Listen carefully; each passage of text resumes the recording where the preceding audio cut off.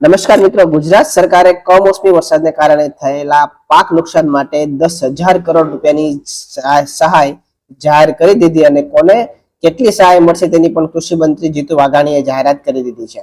Press કોન્ફરન્સમાં જીતુ વાઘાણીએ કહ્યું હતું કે પ્રતિ હેક્ટર 22,000 રૂપિયા સહાય ખેડૂતને ચૂકવવામાં આવશે। દરેક ખેડૂતને વધુમાં વધુ 2 હેક્ટરની સહાય ચૂકવાશે।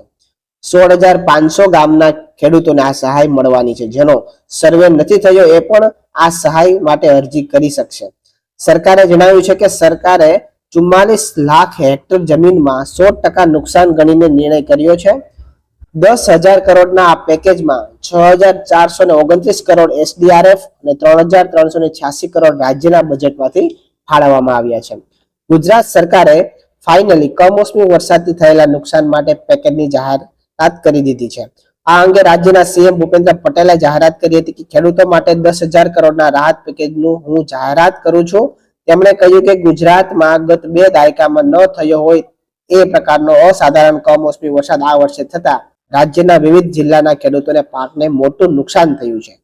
પેકેજની જાહેરાત કરતા તેમણે કહ્યું કે આ સંદર્ભે મેં તથા મારા સાથી મંત્રીઓ જુદા જુદા જિલ્લાઓમાં જઈને અસરગ્રસ્ત ખેડૂતોની સાથે પ્રત્યક્ષ વાતચીત કરીને તેમની સ્થિતિ જાણી હતી અને કુદરતી આપત્તિની આ ઘડીમાં ધરતીપુત્રોની વ્યથાને સમજીને રાજ્ય સરકાર પૂરી સંવેદનાથી તેમની પડખે ઊભી છે।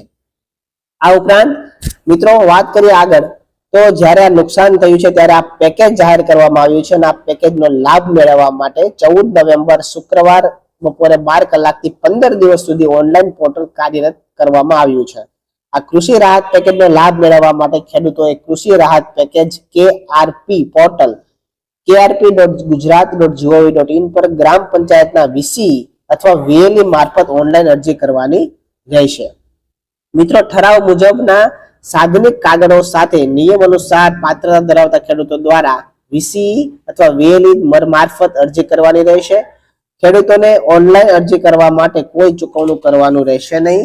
આ પેકેજ અંતર્ગત ખેડૂતોને સહાય PFMS RTGS દ્વારા DBT પદ્ધતિથી લાભાર્થીના બેંક ખાતામાં સીધી જમા કરવામાં આવશે અને આ માટે 16,500 થી વધુ ગામોનું ઓનલાઈન અરજી માટે પોર્ટલ સાથે મેપિંગ કરવામાં આવશે।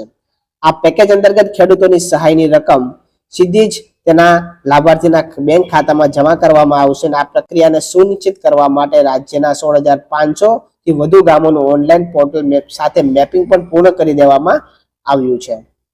કૃષિ મંત્રીએ આ અંગે જણાવ્યું હતું કે નિયમ અનુસાર પાત્રતા ધરાવતી અરજીઓ જેમ જેમ આવતી જશે તેમ તેમ તેની ચકાસણી બાદ તાત્કાલિક સહાય ચૂકવણી માટેની કાર્યવાહી કરી દેવામાં આવશે।